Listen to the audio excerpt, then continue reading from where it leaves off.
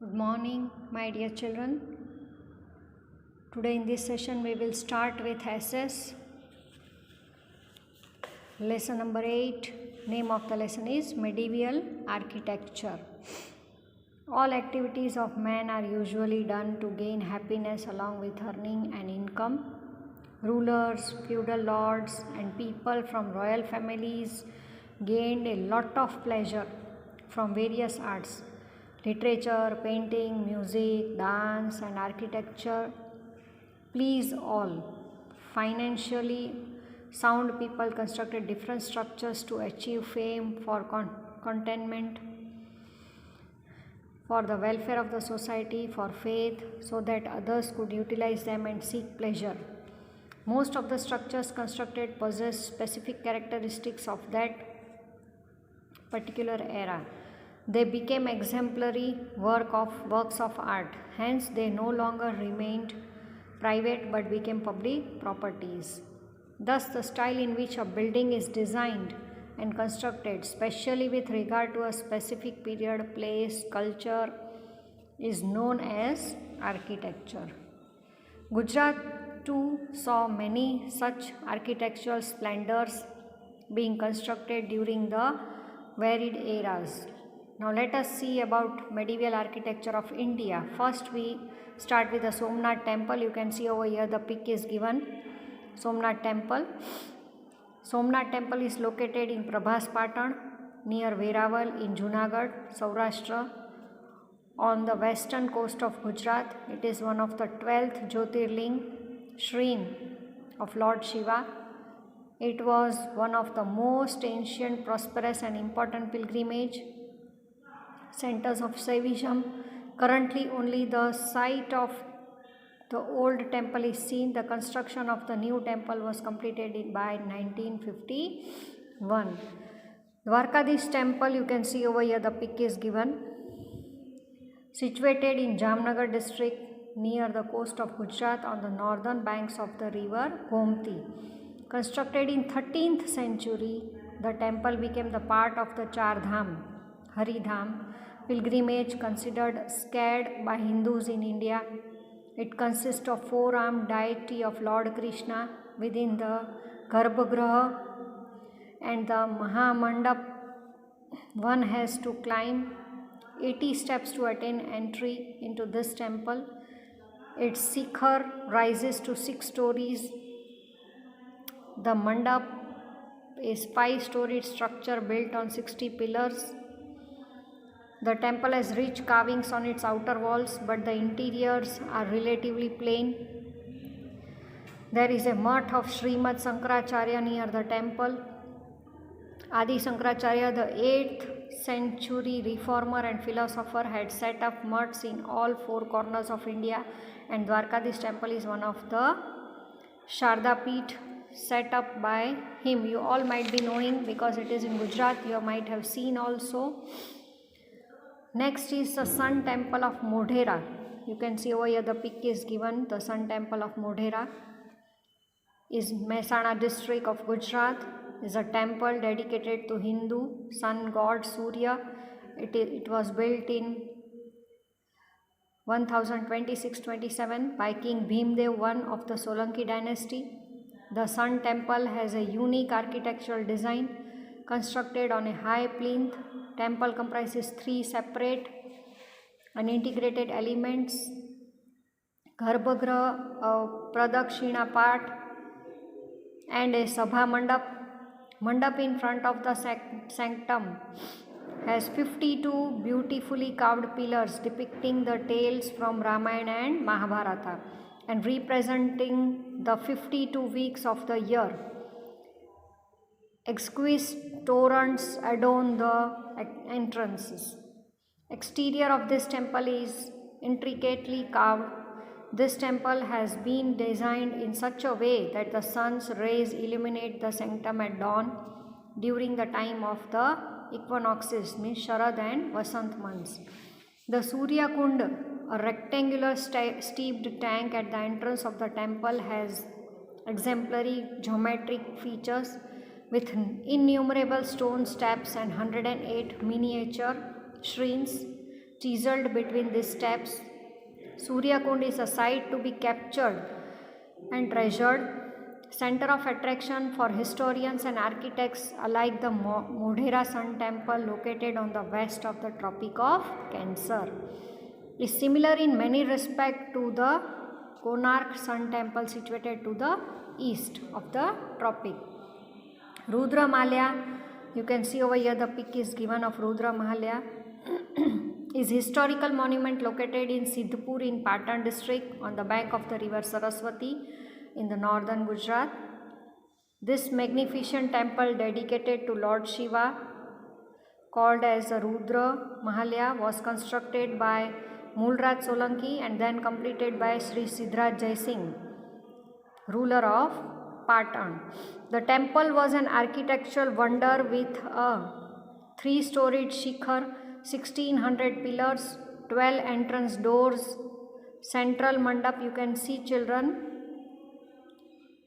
that time there was no particular courses like civil engineering and architecture, and still the people were so experts, and see how they have built these monuments with 1600 pillars, you can imagine, with 12 entrance doors, central mandap and porches on the east, north and south, and sanctum in the west. Around the temple there were 11 shrines of Rudra. Eastern gate was adorned with beautifully carved toran with a flight of steps leading to the Saraswati river. Ornamentation of the temple was exuberant as shown by the elaborate and detailed carvings of the pillars and the beautiful toran, which are the only remains of the temple today. Palitana, you can see over Shatrunjay hill station. Palitana temples of Jains are located on Shatrunjay hills, 51 or 60 kilometers southwest to Bhavnagar, Gujarat. There are approximately 863 temples starting from the peak to the base of the Shatrunjay hills. How many, children? 863 temples. Remember this. The Palitana temples, constructed in marble and white stone, are considered to be the one of the most sacred pilgrimage centers of the Jains. Every devout Jain aspires to climb to the top of the mountain at least once in his lifetime because of its sanctity to attain nirvana. The temple is associated with Bhagwan Rishabdev, first Tirthankar, who is also known as Adinath. Very important point, children. It has ornate architectural motifs, and the interior of the temples is intricately carved with ceilings that have geometrical lace designs. The sculptures that adorn the marble temples present a feast to the eyes, means it is very beautifully carved. Sri Hemachandracharya, Siddharaj Jai Singh, Kumar Pal and generations of Jains from all over the country had contributed the best of their capacity to make Shatrunjay hill. Next, Sidi Sayyad Jali, you can see over here the pic is given. Sidi Sayyad Mosque is one of the most famous mosque of Ahmedabad, located near Lal Darwaja. It was built by Sidi Sayyad or Sidi Sayyad in general, the army of the last Sultan Shams Uddin Muzaffar, entirely arcaded, and is famous for beautifully carved stone lattice work windows on the sides and rear arcs. Kankaria Lake is the biggest lake in Ahmedabad, Gujarat. It is located in the southern part of the city in Maninagar area. I hope, children, you all might have seen this. Kankaria Lake was built by Sultan Qutubuddin and was known as Qutub Hoj or Hoj-e-Qutub. Then today it is known as the Kankaria Lake. It is popular recreational center and is surrounded by parks, Balvatika, Children's Garden, Boat Club, Natural History Museum and a zoo. Architecture of the Delhi Sultanate. Advent of the Turks influenced every aspect of the Indian culture. In architecture, Turkish rule paved the way for the development of the Indo-Islamic style, which blended the Arabic, Persian and Indian styles. There was extensive use of domes, arcs and minarets. Monuments of the Sultanate age were decorated with geometrical and floral designs besides some Indian motifs like the lotus and the bell. The shapes were given as a lotus or bell. You can see over here Qutub Minar picture is given. It is so tall. Now let's see what about speciality of Qutub Minar. Qutub Minar of Delhi was commissioned by Qutubuddin Aibak, first Sultan of Delhi, and was completed by his successor Iltutmish. 5-story building.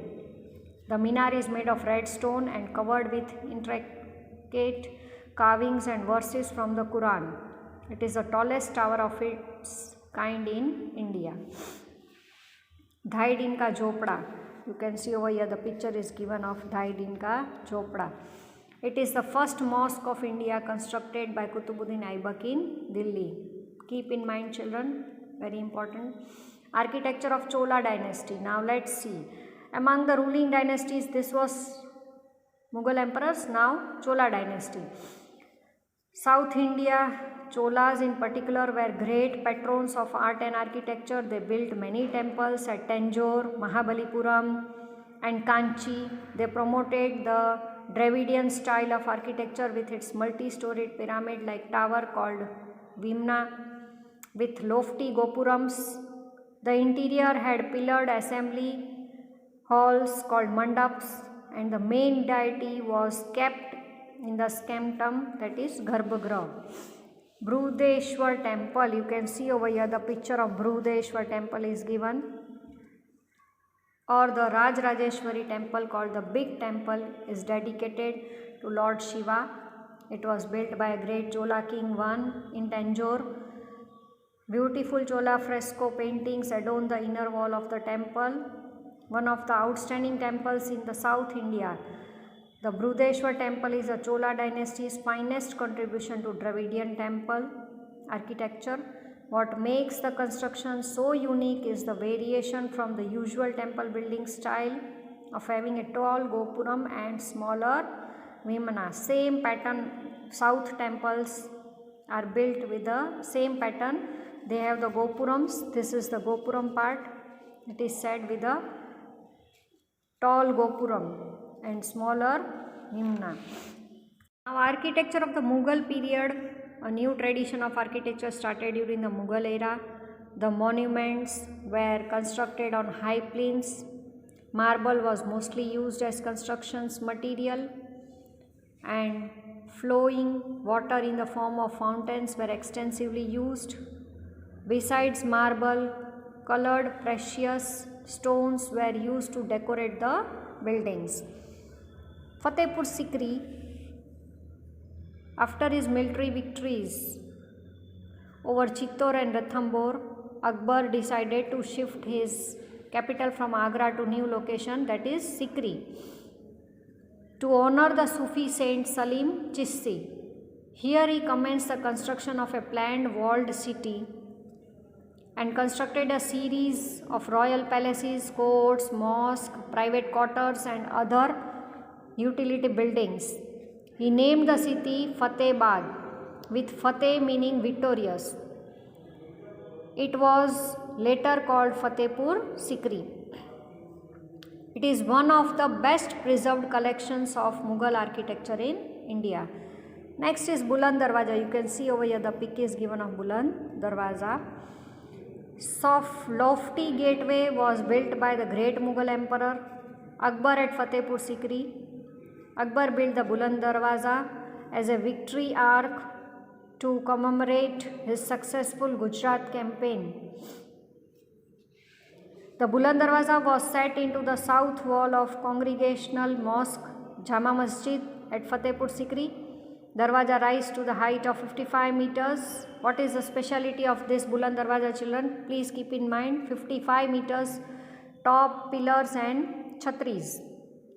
It is one of the most famous Islamic structure in Fatehpur Sikri and echoes the early Mughal design with simple ornamentation. The carved verses from the Quran and soaring arcs. Now Red Fort. You can see over here, you might have seen in the TV also. Red Fort pic is given over here. Our Prime Minister hoists the flag on 26 January and 15th August at Red Fort. Red Fort was built as a fortified family palace of Shahanabad, capital of the Mughal Emperor Shah Jahan. Red Fort is considered to be represent the zenith of Mughal creativity under Shah Jahan and consists of other important structures such as the Diwan-e-Am, Diwan-e-Khas, Moti Masjid, Hayat Bakhsh Bagh and Rang Mahal. These things include in this Red Fort. Next is Taj Mahal. You all might be knowing a beautiful monument among the 7 wonders of the world, that is Taj Mahal. The Taj Mahal is white marble mausoleum located in Agra, Uttar Pradesh, India. It was built by Mughal Emperor Shah Jahan in the memory of the third wife, Mumtaz Mahal. Taj Mahal is regarded as the finest example of Mughal architecture and is considered as one of the 7 wonders of the world. I already told you. Taj Mahal is widely recognized as a jewel of Muslim art in India, one of the universally admired masterpiece of the world's heritage. Masons, stone cutters, inlayers, carvers, painters, calligraphers, dome builders and other artisans were requested from the whole of the empire to work on the structure. The white marble has been polished to emphasize the exquisite detailing of the carvings. Archways have been inlaid with semi-precious stones. Architecture was an emblem of power. Numerous outsiders invaded India and created architectural styles reflective of their ancestrals and adopted homes. As a result, many artists got an opportunity to showcase their talent and skill. Hence, not only was there need for name and fame, but they also earned a handsome livelihood. The people, to whatever the era, benefited through such splendorous structures. Thus, we should be grateful to the rulers and emperors who, in their quest for quenching the thirst towards creative excellence, motivated and inspired the subjects, generated a source of income, and benefited the society indirectly.